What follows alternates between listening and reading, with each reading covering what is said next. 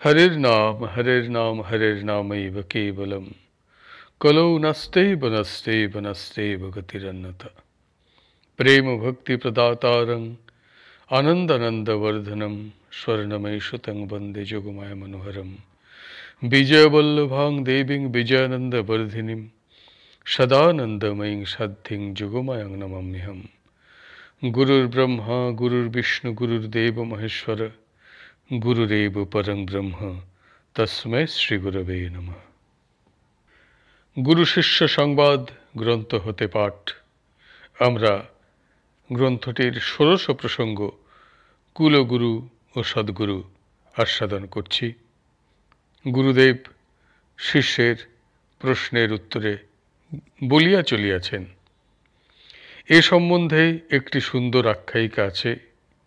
একদা জনৈক ব্রাহ্মণ ভগবান বেদ ও ব্যাসের নিকট উপস্থিত হইয়া নিবেদন করিলেন, হে ভগবান, আমি সমস্ত লোকে ভ্রমণ করিয়া বেড়াইতে পারি, আপনি আমাকে এ প্রকার ক্ষমতা প্রদান করুন।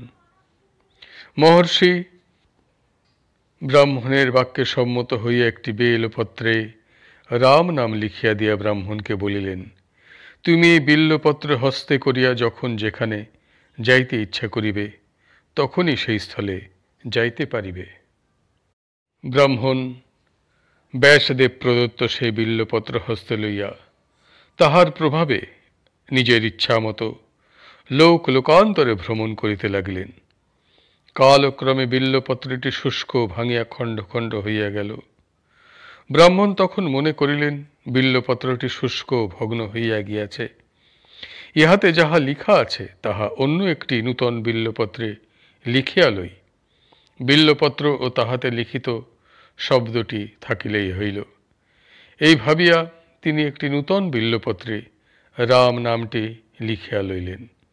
পুরাতন বিল্লপত্রটি পরিত্যাগ করিলেন, কিন্তু তখন আর তিনি সেই নূতন বিল্লপত্রটি হস্তে লইয়া কোথাও গমন করিতে পারেন না। নূতন বিল্লপত্র ও তাহাতে লিখিত রাম নামের তাহাকে কোথাও লইয়া যাইবার শক্তি নাই। তখন ব্রাহ্মণ দুঃখিত হইয়া ব্যাসদেবের নিকট গিয়া সমস্ত বিবরণ নিবেদন করিলে ব্যাসদেব বলিলেন, বিল্লপত্র ও তাহাতে লিখিত শব্দটির কোনো শক্তি নাই। আমি বিল্লপত্রে লিখিত শব্দটির মধ্যে এমন কিছু দিয়াছিলাম যাহা দ্বারা তুমি লোক লোকান্তরে গমন করিতে সমর্থ হইয়াছিলে। আমার দত্ত বিল্লপত্রটির সহিত আমার প্রদত্ত সেই বস্তুটি তুমি পরিত্যাগ করিয়াছ, সুতরাং তোমার লোক লোকান্তরে ভ্রমণ করিবার ক্ষমতা থাকিবে কেন? বিল্লপত্রের মধ্যে লিখিত শব্দটিতে আমি আমার তপস্যালব্ধ শক্তি সন্নিবিষ্ট করিয়াছিলাম, তদ্বারা তুমি সর্বত্র পর্যটনের ক্ষমতা লাভ করিয়াছিলে। নূতন পত্রে সেই শক্তির অভাব, সুতরাং তাহা তোমাকে কোথাও লইয়া যাইতে সমর্থ হয় না। শিষ্য জিজ্ঞাসা করিতেছেন, মানুষ চেষ্টা করিয়া গুরু লাভ করিতে পারে কি না? গুরুদেব উত্তর দিতেছেন, মানুষ চেষ্টা করিয়া কুলগুরু লাভ করিতে পারে। কুলগুরু তেমন দুর্লভ নয়, কিন্তু মানুষ চেষ্টা করিয়া সদ্গুরু লাভ করিতে পারে না। সদ্গুরু লাভ সম্পূর্ণ ভগবানের কৃপা সাপেক্ষ। শ্রুতি বলিতেছেন, নায়মাত্মা প্রবচনেন লভ্য না মেধয়া না বহুনা শ্রুতেন জমে বৈশবৃণুতে তেন লভ্য তস্যৈষ আত্মা বিবৃণুতে তনুং স্বাম। কঠোপনিষদ। অর্থাৎ এই পরমাত্মাকে বাক্য দ্বারা, মেধা দ্বারা, বহু শাস্ত্র জ্ঞান দ্বারা লাভ করিতে পারা যায় না। ইনি কৃপা করিয়া যাহাকে বরণ করেন তিনি ইহাকে লাভ করিতে পারেন। পরমাত্মা তাহার নিকট আপন তনু প্রকাশ করেন। পরমাত্মা যাহাকে বরণ করেন তিনি তাহাকে প্রাপ্ত হন। উপনিষদের এই কথার অর্থ এই যে, ভগবান যাহাকে বরণ করেন, মনোনীত করেন, তিনি সদ্গুরুর কৃপা লাভ করিতে সমর্থ হন। সদ্গুরুর কৃপা ব্যতীত ভগবানকে লাভ করিতে পারা যায় না। 5 বৎসরের বালক ধ্রুব, তাহারও সদ্গুরু লাভের প্রয়োজন হইয়াছিল, নতুবা ভগবান তাহাকে দর্শন দিলেন না। সদ্গুরুর কৃপা লাভ করিলে তাহাকে লাভ করা যায়। তাহার নিকট তিনি আপনার তনু, দেহ, মূর্তি প্রকাশ করেন। তাহার মনোনীত ব্যক্তি ব্যতীত কি অন্য কেহ তাহাকে লাভ করিতে অথবা তাহাকে দেখিতে সমর্থ হয়? আর তনুং শ্যাম, এই বাক্য দ্বারা শ্রুতি বলিতেছেন যে ভগবানের বিগ্রহ আছে, তনু, মূর্তি, শরীর আছে। আরও একটি কথা, সদ্গুরু পৃথিবীতে সর্বদা অবতীর্ণ হন না। এক সময় একজনের অধিক 2 অথবা ততোধিক সদ্গুরু পৃথিবীতে আগমন করেন না। ভগবান যেমন সর্বদা অবতার গ্রহণ করেন না এবং এক সময়ে ভগবানের এক ভিন্ন বহু অবতার হয় না, সেই প্রকার সদ্গুরুও সর্বদা পৃথিবীতে অবতীর্ণ হন না। একজনের অধিক 2 অথবা বহু সদ্গুরু এক সময় পৃথিবীতে অবতীর্ণ হন না। ভগবান স্বয়ং যেমন অবতার গ্রহণ করিয়া পৃথিবীতে আগমন করেন, নরলীলা প্রকাশ করেন, সেই প্রকার সদ্গুরু স্বয়ং ভগবান লোক উদ্ধার করিবার জন্য, মানবকে মুক্তি প্রদান করিবার জন্য নরদেহ ধারণ করিয়া পৃথিবীতে অবতীর্ণ হন। ভগবানের দেহ দেহী যেমন অভেদ, সদ্গুরুর দেহ দেহীও সেই প্রকার অভেদ। যে সময় ভগবান সদ্গুরু রূপে অবতীর্ণ হন, সে সময় মুক্তি দিবার ক্ষমতা কেবলমাত্র তাহারই থাকে। তিনি ভিন্ন আর কাহারও, এমনকি ব্রহ্মা, বিষ্ণু, শিবেরও মুক্তি প্রদান করিবার ক্ষমতা থাকে না। সিদ্ধ পুরুষ হইলেই সদ্গুরু হয় না। সিদ্ধ পুরুষ, সাধু, মহাজন, জীবকোটি ভগবানের আবেশ, আর সদ্গুরু ব্রহ্মকোটি স্বয়ং ভগবান। শিষ্য পুনরায় জিজ্ঞাসা করিতেছেন, গুরু সম্বন্ধে আপনি যাহা বলিলেন তাহাতে ও আজকালকার পৈতৃক গুরুগণ কুলগুরু বা সদ্গুরু নহেন। সদ্গুরু বা কুলগুরু পাইলে তাহার নিকট দীক্ষা লওয়াই আপনার অভিপ্রায়, তাহাতে পৈতৃক গুরু ত্যাগ করিতে হয়, ইহাতে কি দোষ হয় না? গুরুদেব উত্তর দিতেছেন, না, ইহাতে কিছুমাত্র দোষ হয় না। নারদ পঞ্চরাত্রে আছে, গুরুরপবলিপ্তস্য কার্যকার্যমজানতঃ উৎপাতঃ প্রতিপন্নস্য পরিত্যাগো বিধীয়তে স গুরুঃ পরমো বৈরী যো দদাতিচ্ছ সম্মতিম তং নমস্কৃত্য সৎশিষ্যঃ প্রজাতি জ্ঞানদং গুরুম। নারদ পঞ্চরাত্র। অর্থাৎ গর্বিত, কার্যাকার্য অনভিজ্ঞ এবং উৎপথগামী গুরুকে পরিত্যাগ করা বিধেয়।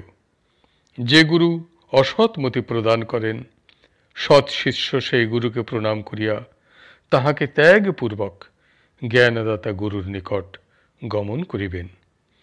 তন্ত্রসারে আছে, মধুলুব্ধ যথা ভৃঙ্গ পুষ্পাৎ পুষ্পান্তরং ব্রজেত জ্ঞানলুব্ধস্তথা শিষ্য গুরু গুরুবন্তরং ব্রজেত অতএব মহেশানি লক্ষ্যমেকং গুরুং ত্যজেত। অর্থাৎ মধুলুব্ধ ভৃঙ্গ যেরূপ এক পুষ্পে মধু পান করিয়া মধু ফুরাইলে সমধিক মধুপানের প্রত্যাশায় পুষ্পান্তরে গমন করে, জ্ঞানলুব্ধ শিষ্য সেরূপ জ্ঞান পিপাসু হইয়া নিজ গুরুর নিকট না পাইলে অন্য গুরুর শরণাপন্ন হইতে পারিবে। মহেশ্বরী ঈদৃশী অবস্থায় 1,00,000 গুরুও পরিত্যাগ করা যাইতে পারে। মোক্ষকামী সৎ শিষ্য পৈতৃক গুরুর ভিতরে জ্ঞানদাতা গুরু না পাইলে অথবা তাহাদিগের কাহারও কাছে দীক্ষা লইতে শ্রদ্ধা না হইলে জ্ঞানদাতা অন্য গুরুর আশ্রয় গ্রহণ করিতে পারিবেন, ইহা শাস্ত্রসম্মত। পৈতৃক গুরুর নিকট দীক্ষা গ্রহণ করিতে যাহাদিগের শ্রদ্ধা হইবে, তাহারা তাহাদিগের নিকটে দীক্ষা লইবেন। এইখানে এই গ্রন্থটির 16 প্রসঙ্গ কুলগুরু ও সদ্গুরু সম্পূর্ণ হইল। হরি বল, হরি বল, হরি বল। জয় গুরুদেব, জয় গুরুদেব, জয় গুরুদেব। হরির নাম হরির নামৈব কেবলম কলৌ নস্তেব নস্তেব নস্তেব গতিরন্যথা। শ্রী শ্রী গুরবে নমঃ। প্রেম ভক্তি প্রদাতারম আনন্দানন্দবর্ধনম স্বর্ণময়ী সুতং বন্দে যুগময়া মনোহরম বিজয়বল্লভাং দেবীং বিজয়ানন্দবর্ধিনীম সদানন্দময়ীং সদ্ধিং যোগমায়াং নমাম্যহম। ওম সর্বে ভবন্তু সুখিনঃ, সর্বে সন্তু নিরাময়া, সর্বে ভদ্রাণি পশ্যন্তু, মা কশ্চিৎ দুঃখভাগ ভবেদ। ওম শান্তিঃ শান্তিঃ শান্তিঃ। হরি ওম তৎসৎ। ভক্তিভজন শ্রীমদ্ আচার্য বিজয়কৃষ্ণ গোস্বামী মহোদয়ের বক্তৃতা ও উপদেশ গ্রন্থ হতে পাঠ। অষ্টাদশ উপদেশ মুসলমান দিগের ধর্মগ্রন্থে লিখিত আছে। একদিন মুসা পেগম্বর ভগবানকে বলিলেন, প্রভু, ভক্তেরাই আপনার সর্বস্ব সম্ভোগ করিতেছেন, লুটিতেছেন। আপনি আমাকে ভক্ত মধ্যে পরিগণিত করিয়া গ্রহণ করুন। ভগবান বলিলেন, তোমাকে আমি পেগম্বরের পদ প্রদান করিয়াছি, তাহাতেই তো যথেষ্ট। আমি জগতে এক এক ব্যক্তিকে এক এক ভার প্রদান করিয়াছি, তাহা সম্পাদন করিলেই তিনি আমার ভক্ত। তবে ইহা অপেক্ষা ভক্ত হওয়া বড় কঠিন। যদি সেই প্রকার ভক্ত দর্শন করিতে চাও, তবে অপেক্ষা করো। মুসা, আমার এক পোয়া মাংসের প্রয়োজন। এক কার্য করো, জগতে ঘোষণা দাও যে পরমেশ্বরের এক পোয়া মাংসের প্রয়োজন। যদি কেহ পরমেশ্বরের প্রিয় ভক্ত থাকো, তবে নিজের উরুদেশ হইতে এক পোয়া মাংস প্রদান করো। এতদ্বারা প্রথমেই মুসার পরীক্ষা হইল, কেননা তিনি স্বয়ং সেই মাংস দিয়া ভগবৎ ভক্তের ন্যায় স্বীয় প্রভুর ইচ্ছা পূর্ণ করিতে সক্ষম হইলেন না। এরূপে যখন মুসা স্থানে স্থানে ঘোষণা করিতে লাগিলেন, তখন সকলে বলিতে লাগিল, মুসা বুঝি পাগল হইয়াছে। যখন মুসা চিৎকার করিয়া পরমেশ্বরের নামে মাংস চাহিতেছিলেন, সেই সময়ে জীর্ণ কম্বলে আবৃত এক বৃদ্ধ বাহির হইয়া হুঙ্কার করিয়া বলিতে লাগিলেন, কে রে আমায় নাম শুনাইল? কে রে আমার প্রিয়তমের কথা বলে? কে মুসা? তুমি আমার প্রিয়তমের নাম করিতেছ, তুমি ধন্য। কি মুসা, আমার প্রিয়তম মাংস চাহিয়াছেন? এ যে বড় আহ্লাদের কথা। তুমি শীঘ্র অস্ত্র আনো। কি জানি হঠাৎ বা আমার মন পরিবর্তিত হয়। মুসা অস্ত্র বাহির করিলেন। সে বৃদ্ধ স্বীয় উরুদেশ পাতিয়া দিলেন। মুসা মাংস উত্তোলন করিতে আরম্ভ করিলেন। সমস্ত উরুর মাংসেও এক পোয়া হইল না। তখন বৃদ্ধ এ অঙ্গ ও অঙ্গ দিতে লাগিলেন, তথাপি এক পোয়া হইল না। তখন ভগবানের প্রিয় ভক্ত বলিলেন, মুসা, আমি সমস্ত শরীর প্রদান করিলাম, সমুদয় মাংস গ্রহণ করো। এরূপ সময়ে পরমেশ্বর প্রকাশিত হইয়া মুসাকে বলিলেন, দেখো মুসা, তুমি সমস্ত পৃথিবী ঘোষণা দিয়া এমন একজন লোক পাইলে না যে আমার জন্য নিজের শরীরের মাংস প্রদান করিতে পারে, কিন্তু এ ব্যক্তি আমার জন্য সমস্ত শরীর অর্পণ করিল। বলতো মূষা, যে আমার জন্য এমন করিয়া শরীর কাটিয়া দেয়, এমন করিয়া সর্বস্ব প্রদান করে, সমস্ত আমার জন্য অর্পণ করে, তাহাকে আমি কি প্রদান করিয়া এ ঋণ পরিশোধ করি? তাই আমি তাহাকে আমার নিজেকে অর্পণ করিয়া থাকি। আমরা উপাসনা করি, মুখে বলি পরমেশ্বরকে ভালোবাসি, কিন্তু কাজে তা নয়। পরমেশ্বরে যার প্রেম হয়, তাঁর প্রথমেই স্বার্থ নাশ হয়। যদি তাকে আমি প্রিয় মনে করি, তখন কি অন্যতে আমার মন বদ্ধ থাকিতে পারে? যখন দেখি আমি রিপু সকলের সেবা করিতেছি, তখন কেমন করিয়া বলি যে পরমেশ্বরকে ভালোবাসি? তাহাকে ভালোবাসিতে পারিলে তিনি যাহা ভালোবাসেন সেই সমস্তই আমি ভালোবাসিব। আমি ভক্তির কথা মুখে বললেই কি হইল? না, আমি নৃত্য করি, ক্রন্দন করি, উল্লম্ফন করি, ভাবে মাতিয়া থাকি, একেই কি ভক্তি বলে? ভক্তি কি? না, অনন্যভাবে তাহাকে ভালোবাসা। সমস্ত শরীর মন তাহাকে উৎসর্গ করিলে তবে হয়। রূপ গোস্বামী লিখিয়া গিয়াছেন যে, ভাবের অঙ্কুর মাত্র হৃদয়ে উদিত হইলে এ সকল লক্ষণ প্রকাশিত হইয়া থাকে, যথা ক্ষান্তিরব্যর্থ কালত্বং বিরক্তির মান শূন্যতা আশাবদ্ধ সমুৎকণ্ঠ নাম গানে সদা রুচিঃ আসক্তিস্তদ গুণাখ্যানে প্রীতিস্তদ বসতি স্থলে ইত্যদয়োনুভাবাস্যুঃ জাতভাবাঙ্কুরে জনে। প্রথমত, যদি ভাবের অঙ্কুর হয় তবে তাঁর ক্ষমা হবে। তিনি আমার প্রভু, চরাচর ব্রহ্মাণ্ড এই সব নরনারী তাঁর, আমার প্রিয়তমের, আমার প্রভুর। এরূপ যথার্থ জ্ঞান হইলে যদি কেহ আমাকে নির্যাতন করে, অপমান করে, তখন আমি বলিব, খুব করো, তোমরা আমার প্রিয়তমের, আমি কি তোমাদের কিছু বলিতে পারি? তোমরা আমায় নির্যাতন করো, প্রহার করো, খুব করো।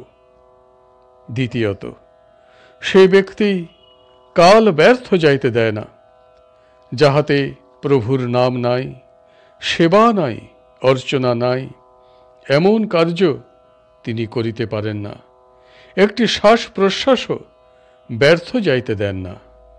কখনো সৎ সঙ্গে, কখনো ধর্মগ্রন্থ পাঠে, কখনো প্রভুর সেবাতে রত থাকেন। তৃতীয়ত, তাহার জীবন বৈরাগ্যময় হইয়া যায়। তিনি সর্বদাই আর সব অসার, আমার প্রভুই সার, আমি তা ছাড়া আর কিছু বুঝি না, আর সব তাঁর সৃষ্ট, ইহাই ভাবিয়া থাকেন। বনে যাওয়া, গৈরিক পরা, ছাই মাখা, কৌপিন পরা বৈরাগ্য নয়। গোস্বামীরা এই সকলকে মর্কট বৈরাগ্য বলিয়া নিন্দা করিয়াছেন।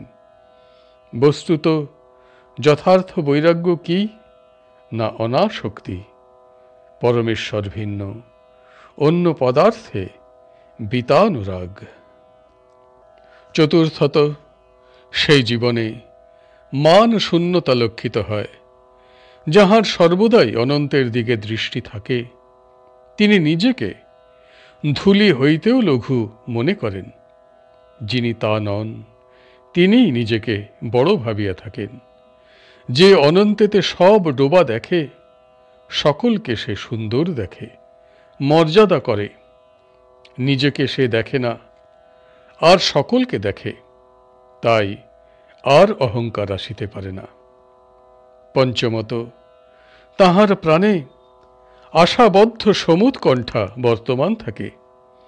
এই আমার প্রিয়তম, এই যে প্রভু, আর ভয় নাই, এই বলিয়া তিনি নিশ্চিন্ত। তিনি নিজের জন্য প্রভুর কাছে কিছু বলেন না। প্রভু খেতে দাও, পড়তে দাও, এরূপ কিছুই প্রার্থনা করেন না। বৃক্ষ যেমন ঝড় বৃষ্টি রৌদ্র প্রভৃতির অত্যাচার সহ্য করিয়া স্থির হইয়া থাকে, তেমনি তিনিও দুঃখ বিপদে অটল হইয়া থাকেন। আনন্দং ব্রহ্মণ বিদ্যান, একথা ঋষিরাও বলিয়াছেন। তাহার আনন্দের পরিসীমা নাই, অথচ তাঁর প্রাণে ইষ্টদেবের প্রতি লোভ সর্বদাই বর্তমান। ষষ্ঠত, ভগবানের নাম গানে সর্বদাই তাহার রুচি। তিনি যে নাম করেন করতে হবে বলে না, রুচির সঙ্গে। তাহার সুর মিলল কিনা, বাদ্য হইল কিনা, এই সকলের প্রতি দৃষ্টি নাই, কেবল নামই তাহার লক্ষ্য। পথের মুটে মজুরে যে নাম করে, তাহা শুনিয়া ও কে নাম করলে রে বলিয়া মোহিত হইয়া যান। আজকের উপদেশ পাঠ এখানেই সমাপ্ত হল। হরি বল, হরি বল, হরি বল। জয় গুরুদেব, জয় গুরুদেব, জয় গুরুদেব। হরের নাম হরের নামৈব কেবলম, কলৌ নস্তেব নস্তেব নস্তেব গতিরন্যথা। শ্রী শ্রী গুরবে নমঃ। প্রেম ভক্তি প্রদাতারং আনন্দানন্দবর্ধনম, স্বর্ণময়ী সুতং বন্দে যোগমায়া মনোহরম। বিজয়বল্লভাং দেবীং বিজয়ানন্দবর্ধিনীং, সদানন্দময়ীং সাধ্যিং যোগমায়াং নমাম্যহম। ওম সর্বে ভবন্তু সুখিনঃ, সর্বে সন্তু নিরাময়া, সর্বে ভদ্রাণি পশ্যন্তু, মা কশ্চিৎ দুঃখভাগ ভবেৎ। ওম শান্তিঃ শান্তিঃ শান্তিঃ। হরিঃ ওম তৎসৎ। সার সংগ্রহ মাধুরীমা গ্রন্থ হতে পাঠ। ৩রা ভাদ্র। শ্রী শ্রী গোসাইজি ও শ্রী শ্রী মাতা ঠাকুরানীকে প্রণাম করে কাছে বসলাম। তাঁরা আশীর্বাদ করলেন। সেই বৈষ্ণব 5 জন এসে প্রণাম করে বসে বললেন, মা শ্রবণ করো। বিধুরেতি দিবা বিরূপতাং, শতপত্রং বত সর্বরি মুখে, ইতিকেন সদা প্রিয়োজ্জ্বলং, তুলনার মহতি মৎপ্রিয়াননম। বিদগ্ধ মাধবে ও শ্রী চৈতন্য চরিতামৃত অন্তখণ্ড হতে। অর্থাৎ শ্রীকৃষ্ণ মধুমঙ্গলকে বলিয়াছিলেন, দিবসে চন্দ্রমা এবং রাত্রিকালে পদ্ম প্রবাহীন হয়, অহ তবে শোভাময় মত প্রিয়ার বদন কাহার সহিত তুলনার যোগ্য হইবে। প্রমোদ রসতরঙ্গ স্মিরগণ্ডস্থলয়ঃ, স্মরধনুরনুবন্ধি ভ্রূলতা লস্যভজঃ, মদ কলচল ভৃঙ্গি ভ্রান্তি ভঙ্গিং দধানু, হৃদয়মিদমদাঙ্ক্ষিত পদ্মলাক্ষঃ কটাক্ষম। বিদগ্ধ মাধবে ও শ্রী চৈতন্য চরিতামৃত অন্তখণ্ড হতে। অর্থাৎ শ্রীকৃষ্ণ বলিয়াছিলেন, যাহার গণ্ডোদ্বয় হর্ষরস তরঙ্গে ঈষৎ বিকশিত হইয়াছে, কামধনু সদৃশ ভ্রূলতা নৃত্য করিতেছে, সেই পক্ষযুক্ত নেত্র বিশিষ্টা শ্রীমতী রাধিকার কটাক্ষ মদনমত্তা মধুর রাবা চপলা ভ্রমরীর ভ্রম জন্মাইয়া মদীয় হৃদয় দংশন করিল। তাঁরা প্রণাম করে চলে গেলেন। শ্রী শ্রী গোসাইজি বললেন, মা, শরীর বেশি অসুস্থ হলে লেখা বন্ধ থাকবে। 6ই ভাদ্র। শ্রী শ্রী গোসাইজি ও শ্রী শ্রী মাতা ঠাকুরানীকে প্রণাম করে কাছে বসলাম। তাঁরা আশীর্বাদ করলেন। সেই বৈষ্ণব 5 জন এসে প্রণাম করে বসে বললেন, মা শ্রবণ করো। নির্ধূতামৃত মাধুরী পরিমলঃ কল্যাণী বিম্বাধরো, বক্ত্রং পঙ্কজ সৌরভম কুহুরুত শ্লাঘাভিদস্তে গিরঃ, অঙ্গং চন্দন শীতলং তনুরিয়ং সৌন্দর্য সর্বস্বভাক, ত্বামাস্বাদ্য মমেদমিন্দ্রিয়কুলং রাধে মুহুর্মুদতে। ললিত মাধবে ও শ্রী চৈতন্য চরিতামৃত আদি খণ্ড হতে। অর্থাৎ শ্রীকৃষ্ণ কহিলেন, হে মঙ্গলময়ী, তোমার বিম্বাধর সুধা মাধুরী পরিমলকেও পরাজিত করিতেছে। তদীয় বদন পদ্মগন্ধে সুবাসিত বাক্যাবলী কোকিল কাকলি শ্লাঘাও দূর করিতেছে। অঙ্গচন্দনবৎ সুশীতল এবং এই শরীর সর্বসৌন্দর্যের আধার স্বরূপ। হে রাধে, তোমাকে প্রাপ্ত হইয়া মদীয় ইন্দ্রিয় গ্রাম মুহুর্মুহু আনন্দিত হইতেছে। রূপে কংসহর্ষ লুব্ধ নয়নাং স্পর্শে অতিহৃষ্যত্বচং বন্নামুৎকলিত শ্রুতিং পরিমলে সংহৃষ্টনাশাপুটাম আরজ্যদ্রসনাঙ্কিলাধরপুটে নচ্চং মুখাম্ভোরুহং দম্ভোদরগীর্ণ মহাধৃতিং বহিরপি প্রোদ্যদ্বিকার কুলাম। ললিত মাধবে ও শ্রী চৈতন্য চরিতামৃত আদি খণ্ড হতে। অর্থাৎ শ্রীমতী রাধিকার নেত্রোদ্দয় কংসারী শ্রীকৃষ্ণের রূপে লোলুপ, ত্বগ ইন্দ্রিয় স্পর্শে কণ্টকিত, কৃষ্ণের বচন শ্রবণার্থ তদীয় কর্ণ উৎকৌলিত, নাসাপুট অঙ্গগন্ধে আমোদিত, অধর পুটে সুধা পানার্থ রসনা অনুরক্ত, তাহার বিকশিত বদন কমল নম্রীভূত এবং ধৈর্যহারক, উৎকট রোমাঞ্চাদি বিকার সঙ্গে অঙ্গ পরিব্যাপ্ত। তাঁরা প্রণাম করে চলে গেলেন। 7ই ভাদ্র শ্রী শ্রী গোসাইজি ও শ্রী শ্রী মাতা ঠাকুরানীকে প্রণাম করে কাছে বসলাম। তাঁরা আশীর্বাদ করলেন। সেই বৈষ্ণব 5 জন এসে প্রণাম করে বললেন, মা শ্রবণ করো। বিহার সুর দীর্ঘিকা মম মনঃ করিন্দ্রস্য যা বিলোচন চকোরয়োঃ শরদমন্দচন্দ্রপ্রভা উর অম্বরতটস্য চাভরণ চারুতারাবলি ময়োন্নত মনোরথৈর রিয়মলম্ভিষা রাধিকা। ললিত মাধবে ও শ্রী চৈতন্য চরিতামৃত অন্তখণ্ড হতে। অর্থাৎ শ্রী রাধিকাকে দেখিয়া কৃষ্ণ বলিতেছেন, যিনি মদীয় চিত্তরূপ হস্তির বিহারার্থ সুর তরঙ্গিনী রূপিণী, যিনি মদীয় চিত্তচকরের শারদীয় পূর্ণ শশী প্রভার সদৃশী এবং যিনি মদীয় বক্ষরূপ গগনতটের অলঙ্করণ জন্য চারু তারাবলী সদৃশী, অধুনা আমি চিরবাঞ্ছিত ও অভিলষিত সিদ্ধির সহিত সেই রাধিকাকে প্রাপ্ত হইলাম। নটতা কিরাতরাজং নিহত রঙ্গস্থলে কলানিধিনা সময় তেন বিধেয়ং গুণবতী তারক্রহর গ্রহণম। ললিত মাধবে ও শ্রী চৈতন্য চরিতামৃত অন্তখণ্ড হতে। অর্থাৎ কলানিধি কৃষ্ণ নৃত্য করিতে করিতে কিরাত নৃপতির অর্থাৎ কংসের প্রাণ সংহার পূর্বক যথাকালে তথায় শ্রীমতী রাধিকার পানি গ্রহণ করিবেন। তারা প্রণাম করে চলে গেলেন। 8ই ভাদ্র শ্রী শ্রী গোসাইজি ও শ্রী শ্রী মাতা ঠাকুরানীকে প্রণাম করে কাছে বসলাম। তাঁরা আশীর্বাদ করলেন। সেই বৈষ্ণব 5 জন এসে প্রণাম করে বসে বললেন, মা শ্রবণ করো। সমীপে নীলাদ্রেশশ্চটক গিরিরাজস্য কলনা দয়গোষ্ঠে গোবর্ধন গিরিপতিং লোকিতুমিতঃ ব্রজন্নস্মি তুক্তা প্রমদ ইব ধাবন্ন বর্ধিত গণহি स्वैर्गौरांग হৃদয় উদয়ন মাং মদয়তি। রঘুনাথ দাস গোস্বামীকৃত গৌরাঙ্গ স্তব ও শ্রী চৈতন্য চরিতামৃত অন্তখণ্ড হতে।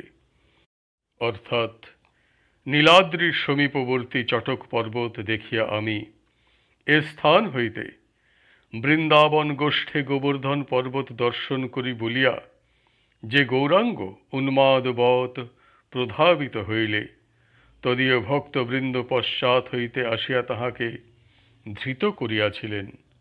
অহো, সেই গৌরাঙ্গ প্রভু আমার হৃদয়ে সমুদিত হইয়া আমাকে নিরতিশয় আনন্দে উন্মত্ত করিতেছেন। দুর্গমে কৃষ্ণ ভাবাব্ধৌ নিমগ্ন মগ্ন চেতসা গৌরেণ হরিণা প্রেম মর্যাদা ভুরি দর্শিতা। শ্রী চৈতন্য চরিতামৃত অন্তখণ্ড হতে। অর্থাৎ শ্রী গৌর হরি কৃষ্ণ ভাবরূপ সাগরে নিমগ্ন ও ভাসমান হইয়া ভুরি পরিমাণে প্রেম মর্যাদা প্রদর্শন করিলেন। সৌন্দর্যামৃত সিন্ধু ভঙ্গললনা চিত্তাদ্রি সংপ্লাবকঃ কর্ণনন্দী সনর্ম রম্য বচনঃ কুটিন্দুশীতাঙ্গকঃ। সৌরভ্যামৃত সংপ্লবাবৃত জগত পীযূষ রম্মাধরः শ্রী গোপেন্দ্র সুতঃ সকর্ষতি বলাৎ পঞ্চেন্দ্রিয়ান্নালীমে। শ্রী গোবিন্দ লীলামৃতে ও শ্রী চৈতন্য চরিতামৃত অন্তখণ্ড হতে। অর্থাৎ সৌন্দর্যরূপ সমুদ্রের তরঙ্গাঘাত অবলাগণের চিত্তগিরি প্লাবিত করিয়া সস্মিত মধুর বচনে শ্রবণোদ্দয়ের প্রীতি বর্ধন করিয়া কোটি চন্দ্রমা সদৃশ অঙ্গ বিলাস করিয়া এবং অমৃতবৎ অধর শোভা বিস্তার করিয়া গোপরাজ নন্দন মুদীয় ইন্দ্রিয় পঞ্চককে সবলে আকর্ষণ করিতেছেন। তারা প্রণাম করে চলে গেলেন। শ্রী শ্রী গোসাইজি বললেন, মা, মহাপ্রভু ভাব নিমগ্ন অবস্থার মধ্যে আছেন। যখন যে ভাব তাঁর মধ্যে প্রকাশ হচ্ছে তুমি সে সব শুনে লিখছ, শক্তি সঞ্চার করে লেখানো হচ্ছে। আজকের পাঠ এখানেই শেষ হলো। হরি বল, হরি বল, হরি বল। জয় গুরুদেব, জয় গুরুদেব, জয় গুরুদেব।